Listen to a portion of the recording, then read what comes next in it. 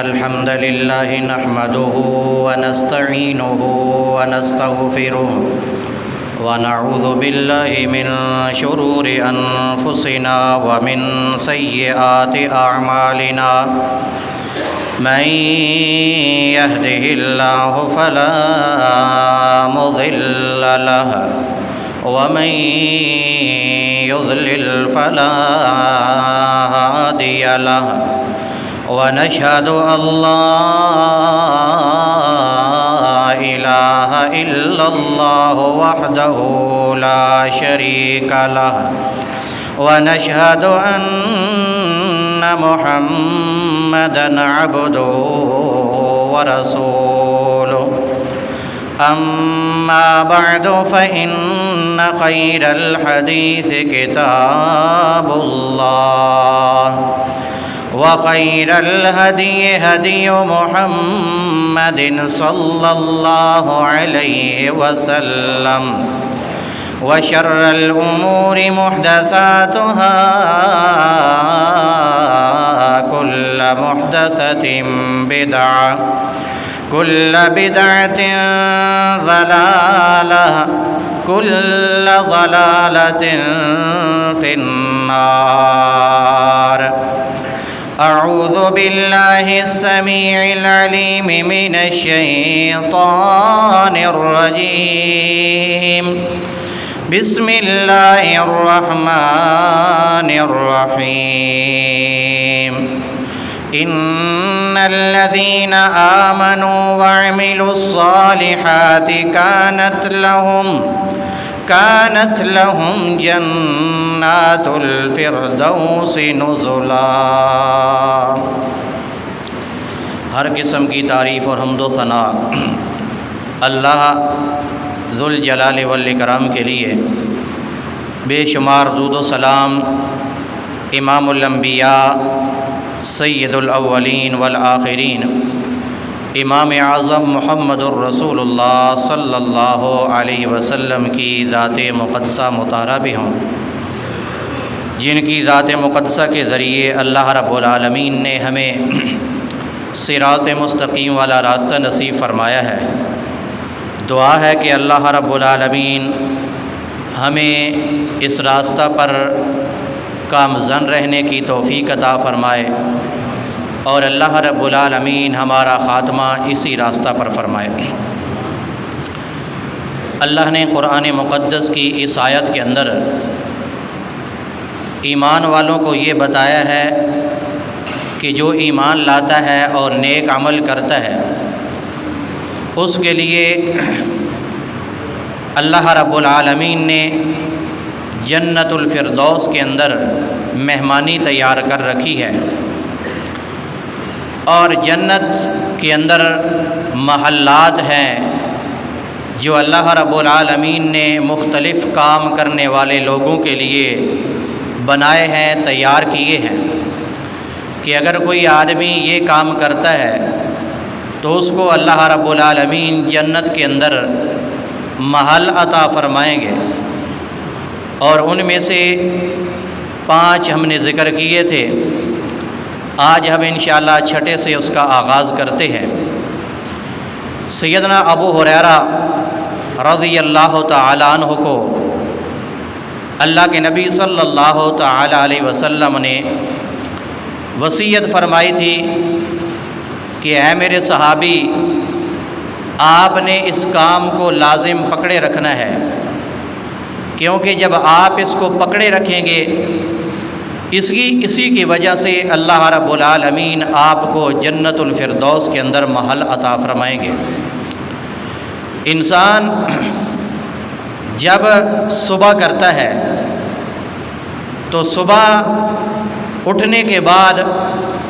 انسان کے وجود کے اندر 360 جوڑ ہیں، ہر جوڑ پر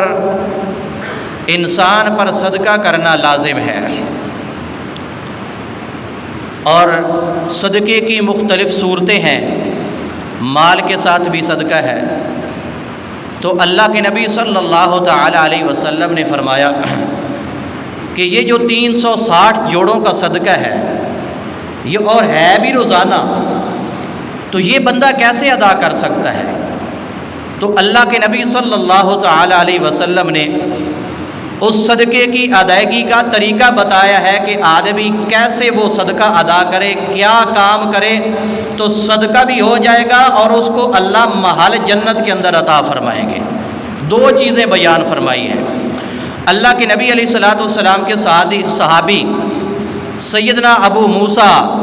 رضی اللہ تعالیٰ عنہ بیان فرماتے ہیں، آپ علیہ الصلوۃ والسلام نے فرمایا، من صلی الضحى اربعا وقبل الاولى اربعا بنی له بیت فی الجنہ، جو بندہ صبح کے ٹائم پہ جماعت کے ساتھ نماز ادا کرتا ہے اور پھر انتظار کرتا رہتا ہے کہ چاشت کا وقت ہو، میں اس وقت چاشت کی نماز پڑھ لوں، اور وہ وقت تک انتظار کرنے کے بعد 4 رکعتیں ضحیٰ کی یعنی چاشت کی ادا کر لیتا ہے،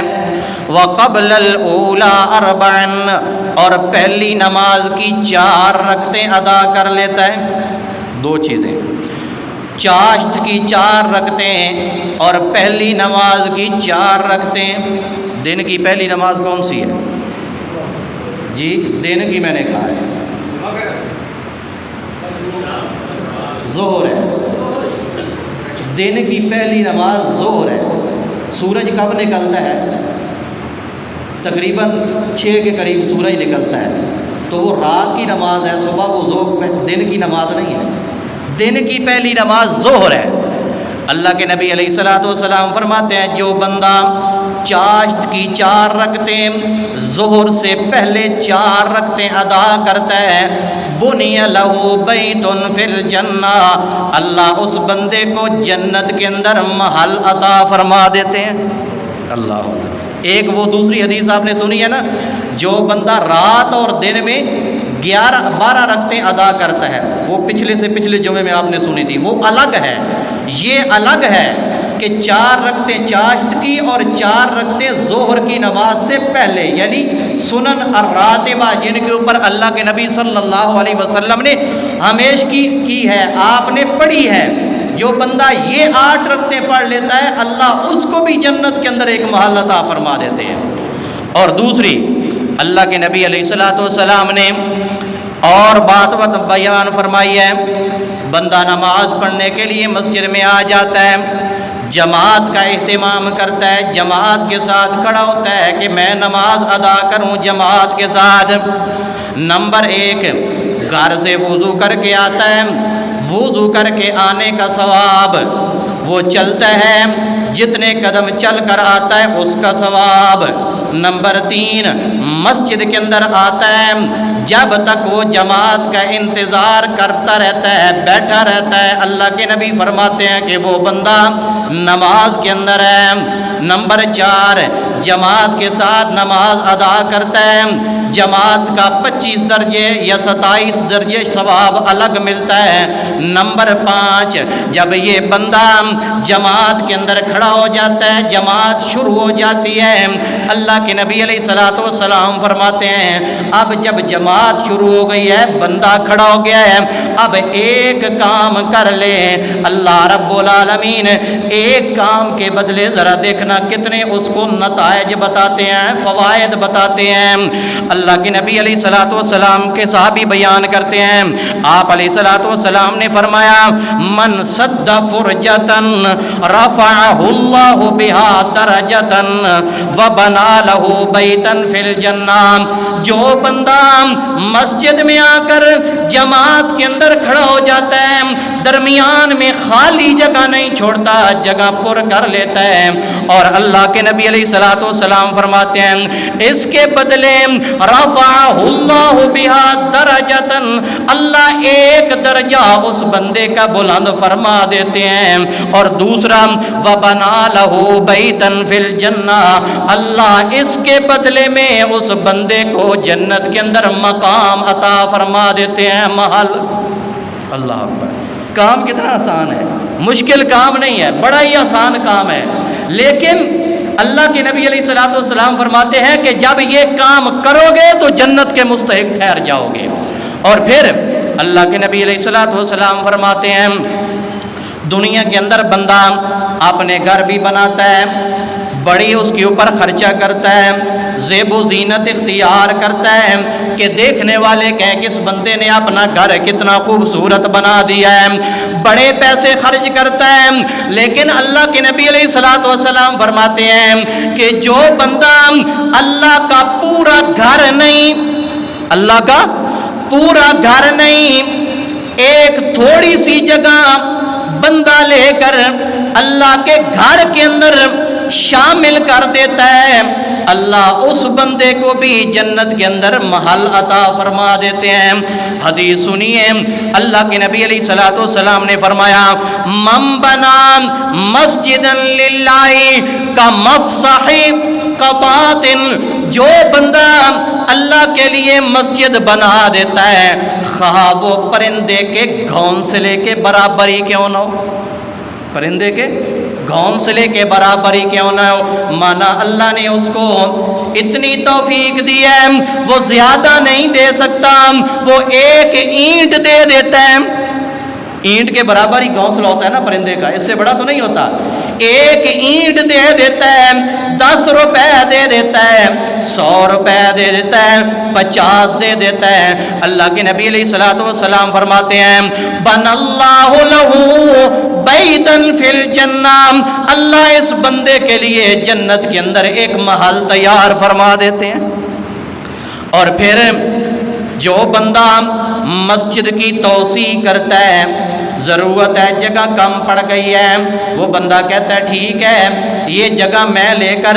وقف کر دیتا ہوں مسجد کے لیے، مسجد بناؤ، اس کو کشادہ کر دو، کھلا کر دو تاکہ لوگ زیادہ آئیں نماز پڑھیں۔ اللہ کے نبی علیہ الصلوۃ والسلام کے ساتھ صحابی سیدنا عثمان بن عفان رضی اللہ تعالیٰ عنہ جن دنوں کے اندر اپنے گھر کے اندر محصور تھے، اس وقت انہوں نے کہا تھا، اللہ کے نبی علیہ الصلوۃ والسلام نے ایک موقع پر فرمایا تھا من یشتری هذه البقعة فیزیدها فی المسجد، کون ہے وہ بندہ جو مسجد کے اندر یہ زمین کا ٹکڑا خرید کر شامل کر دے، کون ہے وہ بندہ؟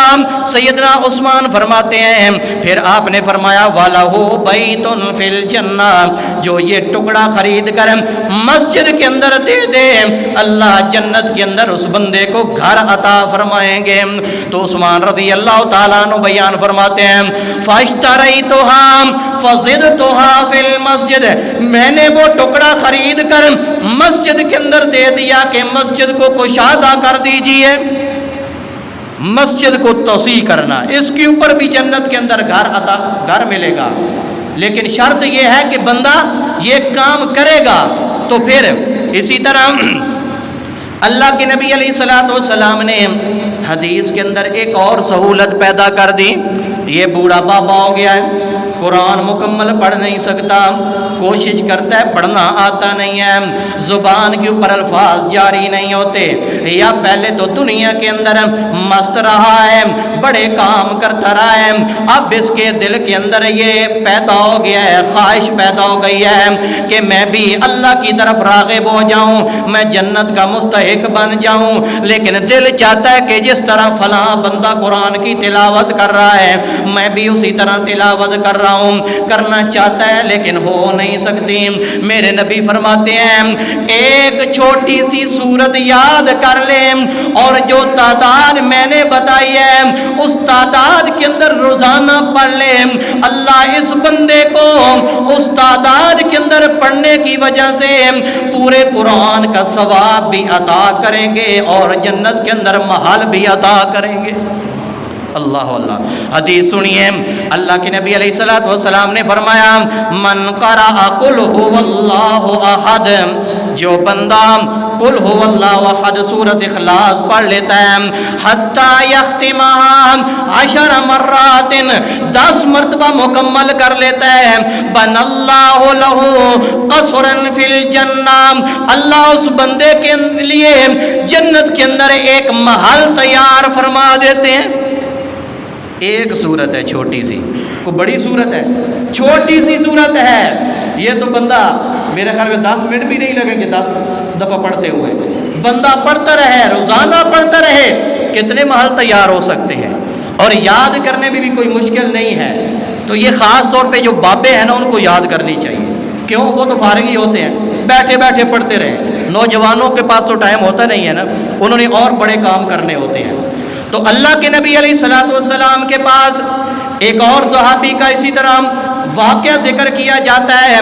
حضرت انس رضی اللہ تعالیٰ عنہ بیان فرماتے ہیں، قبا جو مسجد قبا ہے وہاں پر ایک صحابی امامت کروایا کرتے تھے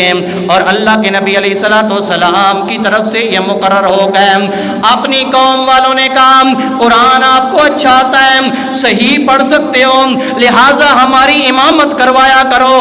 اور فرماتے ہیں کہ جب وہ سورۃ فاتحہ کی تلاوت ختم کرتے اس کے بعد اگلی تلاوت جب شروع کرتے ہیں تو وہ ہمیشہ سب سے پہلے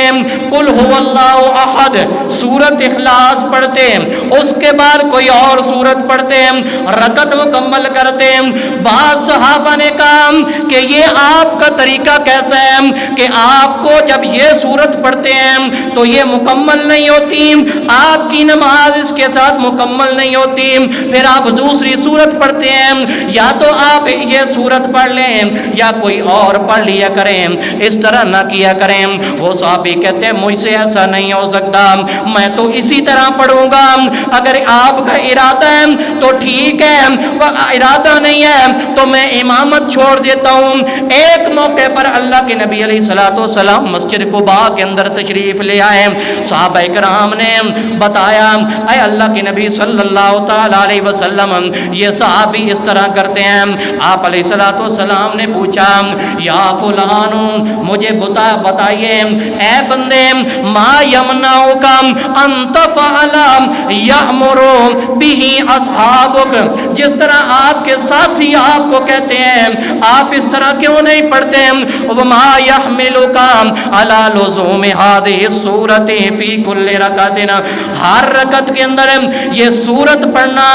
لازمی پڑھنا کس چیز نے آپ کو ضروری کر دیا ہے؟ وہ صحابی کہتے ہیں اے اللہ کے نبی علیہ الصلوۃ والسلام انی احبها، مجھے اس سورت کے ساتھ محبت ہے، میں اس لیے ہر رکعت کے اندر یہ سورت پڑھ لیتا ہوں،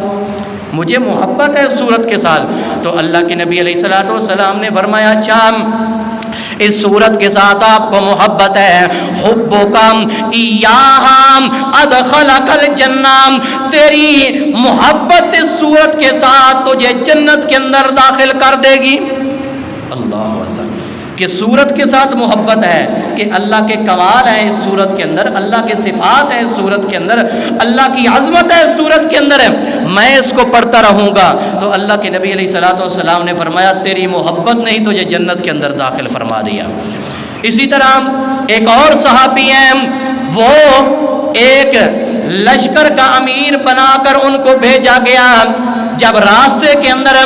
وہ نماز پڑھاتے ہیں، یہ تو تھے نا سورت فاتحہ کے بعد پہلے یہ سورت پڑھ کے پھر آگے کوئی اور پڑھتے، ٹھیک ہے. اور وہ صحابی کیا کرتے ہیں جب سورت فاتحہ کے بعد کوئی سورت مکمل کر لیتے ہیں پھر آگے سورت اخلاص لازمی پڑھتے ہیں اور پڑھنے کے بعد پھر رکعت مکمل کرتے ہیں. صحابہ کرام رضوان اللہ علیہم جب اجمعین جب واپس آئے آپ علیہ الصلوۃ والسلام کو بتایا کہ یہ صحابی اس طرح میں نماز پڑھاتے ہیں. آپ علیہ الصلوۃ والسلام نے فرمایا پوچھو ذرا یہ کیوں ایسا کرتے ہیں؟ جب پوچھا گیا انہوں نے جواب دیا لأنها صفۃ الرحمن وانا احب ان اقرأها، اللہ کی صفات اس سورت کے اندر موجود ہیں، مجھے یہ بات پسند ہے میں اس سورت کو پڑھتا رہوں. اللہ کے نبی علیہ الصلوۃ والسلام نے فرمایا اخبروہ ان اللہ یحبہ، اس کو بتا دو کہ اللہ بھی اس بندے کے ساتھ محبت فرماتے ہیں، اللہ بھی اس کے ساتھ محبت فرماتے ہیں. تو میرے بھائیو یہ چھوٹے چھوٹے کام ہیں کرنے کے، اور جنت ویسے ہی اللہ نے مومنوں کے لیے بنائی ہے، ایمان والوں کے لیے بنائی ہے، تو محل بہت سارے تیار ہو سکتے ہیں. اور جنت کے اندر اگر کسی بندے کو ایک کوڑے کے برابر جگہ مل جائے، ایک کوڑے کے برابر ہے، جس کو ہم اپنی زبان میں 1 فٹ کہہ لیں، 1 فٹ جگہ جنت کے اندر جس بندے کو مل جائے، اس کے کیا کہنے، اس کی قیمت کیا ہے؟ یہ دنیا اور جو کچھ اس دنیا کے اندر ہے وہ 1 فٹ جنت کی جگہ اس سے بھی بہتر ہے، اس سے بھی بہتر ہے۔ اس کے محل اللہ رب العالمین ایمان والوں کے لیے جو یہ کام کریں گے اللہ نے تیار کر رکھے ہیں۔ آگے سنیے، اللہ کے نبی علیہ الصلوۃ والسلام فرماتے ہیں کہ جو بندہ جنت کے اندر اپنا محل بنانا چاہتا ہے کہ میرا محل بن جائے، اس بندے کے لیے لازم ہے کہ وہ بندہ جھگڑا چھوڑ دے، لڑائی چھوڑ دے، کسی کے ساتھ لڑنا بند کر دے۔ آگے سنیے حدیث میرے نبی نے کیا فرمایا ہے۔ آپ علیہ الصلوۃ والسلام نے فرمایا انا زعیم ببیت فی ربض الجنہ لمن ترک المراء وان کان محقا، اگر کوئی بندہ حق پر ہے، حق پر ہونے کے باوجود جھگڑا چھوڑ دیتا ہے، میرے نبی فرماتے ہیں میں جنت کے اندر ایک ادنا درجے کا گھر لے کر دینے کے لیے اس کو ضمانت دیتا ہوں، ضمانت دیتا ہوں کہ یہ بندہ حق پر ہے، حق پر ہے، حق واقعی اس کا ہے، لیکن یہ پھر بھی جھگڑا چھوڑ دیتا ہے کہ میں جھگڑنا نہیں چاہتا، میں لڑنا نہیں چاہتا، یہ چھوڑ دیتا ہے، میری نبی فرماتے ہیں جنت کے اندر ادنا گھر میں لے کر دینے کے لیے اس بندے کو ضمانت دیتا ہوں۔ اور پھر ایک اور بات، بندہ زندگی گزار رہا ہے، زندگی کے اندر مذاق بھی کرتا ہے، کبھی مذاق جھوٹا ہو جاتا ہے، کبھی مذاق سچا ہو جاتا ہے، لیکن نبی علیہ الصلوۃ والسلام فرماتے ہیں جو بندہ مذاق کرتا ہے، سچا کرتا ہے، جھوٹ کے اندر بھی مذاق نہیں بولتا، وہ بندہ یہ کام کر لے میں اس بندے کو بھی جنت کے اندر محل لے کر دینے کی ضمانت دیتا ہوں۔ میرے نبی فرماتے ہیں انا زعیم ببیت فی ربض الجنہ لمن ترک المراء وان کان محق وببیت فی وسط الجنہ لمن ترک الکذب وان کان مازحا، مذاق کے اندر بھی جو بندہ جھوٹ بولنا چھوڑ دیتا ہے، میرے نبی فرماتے ہیں میں جنت کے اندر درمیانے درجے کا گھر لے کر اس بندے کو دینے کی ضمانت دیتا ہوں۔ آج ہماری گفتگو کے اندر کتنے جھوٹ ہوتے ہیں، جب مذاق کرنا ہے تو مذاق جھوٹا۔ میرے بھائیو یہ ایک کام چھوٹا سا ہے، چھوٹا سا کام ہے، لیکن آپ سچائی اپنا لیں، اللہ اس سچائی کے بدلے میں بھی آپ کو جنت عطا فرمائیں گے۔ اسی طرح ایک صحابیہ تھی نا، انہوں نے اپنے بیٹے کو بلایا کہ بیٹا آئیے میں آپ کو ایک کھجور دیتی ہوں۔ اللہ کے نبی علیہ الصلوۃ والسلام یہ منظر دیکھ رہے تھے، جب وہ ان کا بیٹا آیا انہوں نے ایک کھجور اس کو دے دی، تو نبی علیہ الصلوۃ والسلام نے کیا فرمایا تھا، اگر آپ اپنے بیٹے کو کھجور نہ دیتی تو آپ کے نامہ اعمال کے اندر یہ بھی جھوٹ لکھا جاتا ہے۔ لیکن آج ہمارے معاشرے کے اندر یہ چیز عام ہے، بچوں کو بہلانے کے لیے اپنے پاس بلانے کے لیے کہتے ہیں نا آ جاؤ آپ کو چیز دیتے ہیں، فلاں چیز دیتے ہیں، لیکن جب آتا ہے تو دیتے، تو یہ بھی جھوٹ ہے۔ جھوٹ سے ہمیں اجتناب کرنا چاہیے، اور جھوٹے آدمی کے اوپر اللہ نے لعنت کی ہے۔ اور اللہ نے قرآن کے اندر کیا کہا ہے، سورۃ آل عمران کے اندر اللہ نے کہا فنجعل لعنت اللہ علی الکاذبین، جھوٹوں پر ہم اللہ رب العالمین فرماتے ہیں کہ میں لعنت کرتا ہوں۔ تو اس لیے ہمیں اس سے اجتناب کرنا چاہیے۔ اور پھر اللہ کے نبی علیہ الصلوۃ والسلام کے پاس ایک اور صحابی آئے اور انہوں نے کیا کہا، آپ نے مذاق بھی کیا ہے، مذاق بھی کیا ہے اور سچا مذاق کیا ہے۔ نبی علیہ الصلوۃ والسلام نے خود مذاق کیا ہے، اس نے آ کر کیا کہا، اے اللہ کے نبی علیہ الصلوۃ والسلام میں آپ کے پاس آیا ہوں، مجھے سواری کے لیے ایک اونٹ چاہیے، سواری کے لیے ایک اونٹ چاہیے۔ اللہ کے نبی علیہ الصلوۃ والسلام نے فرمایا ٹھیک ہے، آپ کو سواری کے لیے اونٹ چاہیے، لیکن میں آپ کو اونٹنی کا بچہ دوں گا، میں آپ کو اونٹنی کا بچہ دوں گا۔ صحابی فرماتے ہیں اللہ کے نبی میں اونٹنی کے بچے کو کیا کروں گا، وہ تو چھوٹا ہوتا ہے، میں نے سواری کرنی ہے۔ آپ نے فرمایا مجھے یہ بتاؤ کیا اونٹنی کے بچے کو اس کی ماں اونٹنی نہیں دیتی؟ وہی جنتی ہے، وہ اٹھنی کا بچہ ہوتا ہے، جب بڑا ہو جائے پھر بھی اس کا بچہ ہے، چھوٹا رہے پھر بھی اس کا بچہ ہے۔ آپ نے مذاق بھی کیا ہے، چیز بھی دے دی ہے، لیکن سچا مذاق کیا ہے، لیکن سچا مذاق کیا ہے۔ تو میرے بھائیوں، ہمیں بھی یہ اپنا طریقہ اختیار کرنا چاہیے کہ اگر مذاق کرنا ہے تو سچا مذاق کریں، وگرنہ جھوٹے مذاق کرنے کا کیا فائدہ؟ خواہ بخواہ اپنے نامہ اعمال کے اندر گناہ میں اضافہ ہوگا، اور جب سچا مذاق کریں گے جنت کے اندر محل بھی تیار ہوگا، اور نامہ اعمال کے اندر اللہ رب العالمین ثواب بھی لکھ دیں گے۔ تو یہ اللہ کے نبی صلی اللہ تعالی علیہ وسلم نے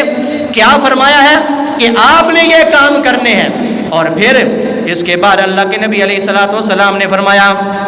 کہ جو بندہ اچھا اخلاق اپنا لیتا ہے، اچھا اخلاق اپنا لیتا ہے، میں محمد اس کو بھی کیا کرتا ہوں، ضمانت دیتا ہوں کہ جنت کے اندر اس کے لیے بھی ایک محل تیار ہوگا۔ حدیث سنیے، اللہ کے نبی علیہ السلام نے فرمایا ما من شیء یوضع فی المیزان اثقل من حسن الخلق۔ اللہ رب العالمین کے ہاں قیامت کے دن جب ترازو لگے گا، سب سے زیادہ وزنی اور بھاری چیز جو رکھی جائے گی وہ حسن اخلاق جس کا ہوگا وہ رکھا جائے گا۔ وَإِنَّ صَاحِبَ حسن الخلق، اور یہ جو بندہ ہے جس کا اخلاق اچھا ہے، آپ نے فرمایا جب یہ اس کا اخلاق اچھا ہوتا ہے، پھر فرمایا لا یبلغ به درجۃ، اللہ رب العالمین اس بندے کو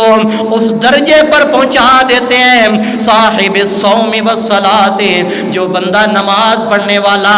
روزے رکھنے والا، صرف سچ بولنے والا بندہ ہے، اس کا کردار اچھا ہے، حسن اخلاق والا بندہ ہے، اس وجہ سے اللہ رب العالمین اس بندے کو روزے اور نمازی کا درجہ عطا فرما دیتے ہیں۔ اور دوسری حدیث کے اندر کیا فرمایا ہے؟ آپ علیہ السلام نے فرمایا وَبِبَيْتٍ فِي أَعْلَى الْجَنَّةِ لِمَنْ حَسُنَ خُلُقُهُ، جس بندے کا اخلاق اچھا ہو میں اس کو جنت کے اندر اعلیٰ مقام گھر لے کر دینے کی ضمانت دیتا ہوں۔ حسن اخلاق، لوگوں کے ساتھ بولنا، گفتگو، کلام اچھی ہونی چاہیے، اپنے محلے کے اندر بھی، گھر کے اندر بھی، دوستوں کے ساتھ بھی، اور جہاں جاؤ حسن اخلاق ہونا چاہیے۔ اس کی وجہ سے اللہ رب العالمین کیا کریں گے، اس بندے کو جنت کے اندر اعلیٰ مقام لے کر دیں گے۔ اور پھر اللہ کے نبی علیہ السلام نے اور چیزیں بھی بتائی ہیں کہ جو بندہ یہ کام کرتا ہے، یہ کام کرتا ہے، تو ٹائم کیونکہ کم ہے میں انہی چیزوں پر اکتفا کرتا ہوں، اور اللہ سے دعا کرتے ہیں کہ اللہ رب العالمین ہم سب کو جو کچھ ہم نے بیان کیا ہے اس کے مطابق زندگی گزارنے کی توفیق عطا فرمائے۔ سبحانک اللہم و بحمدک، اشہد ان لا الہ الا انت، استغفرک و اتوب الیک۔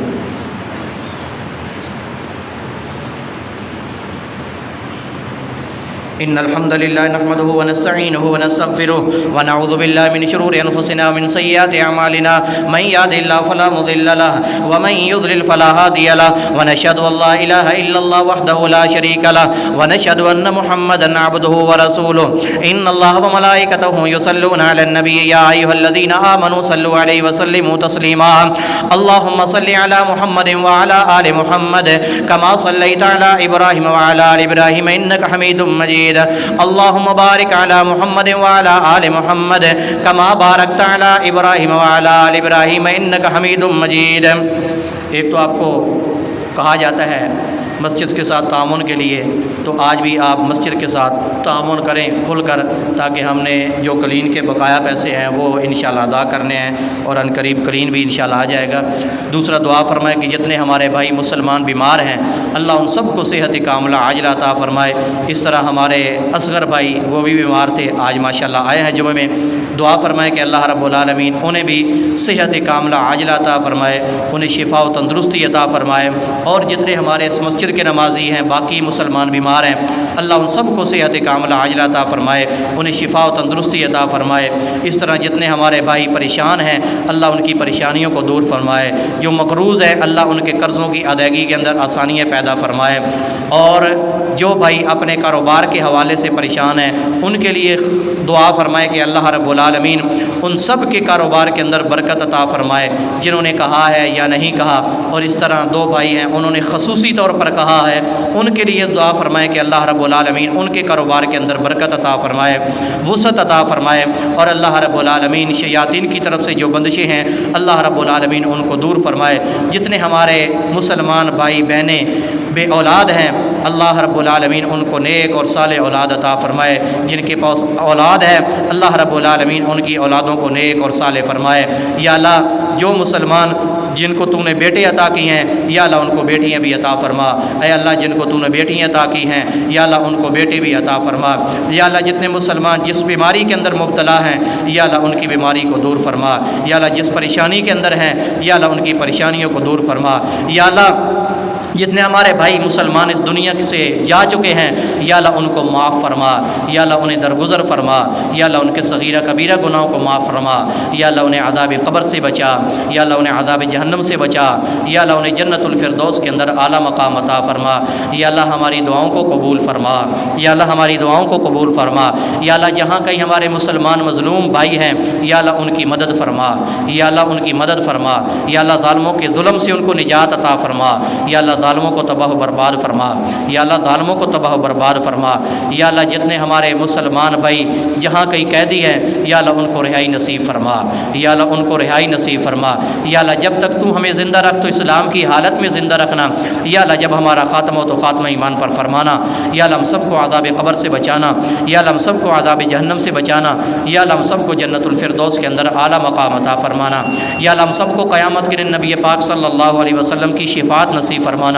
یا اللہ ہم سب کو قیامت کے دن نبی پاک صلی اللہ علیہ وسلم کے ہاتھوں سے حوض کوثر کا پانی نصیب فرمانا، یا اللہ ہم سب کو قیامت کے دن نبی پاک صلی اللہ علیہ وسلم کا جنت کے اندر ساتھ نصیب فرمانا۔ ان اللہ یامر بالعدل والاحسان وایتاء ذی القربی وینھی عن الفحشاء